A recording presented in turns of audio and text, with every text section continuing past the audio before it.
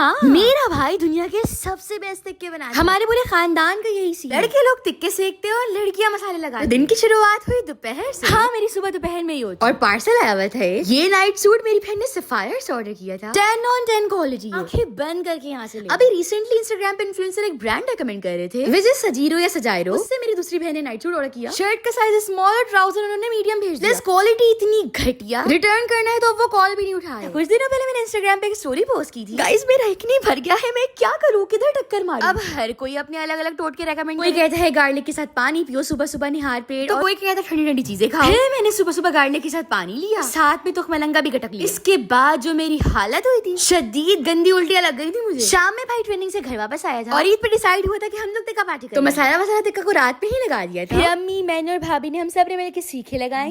भाई के बर्दाश्त को सलाम। इस कदर हमारा पूरा घर धुएं में भर गया था। अम्मी कह रही थी भाई की जगह कोई और होता ना टिक्के छोड़ के भाग जाता, सेकता ही। हम लोग यहाँ पे टिक्के लगा रहे थे और जारू अम्मी से बातें कर रही थी। बहुत ज्यादा बहना तो देखो।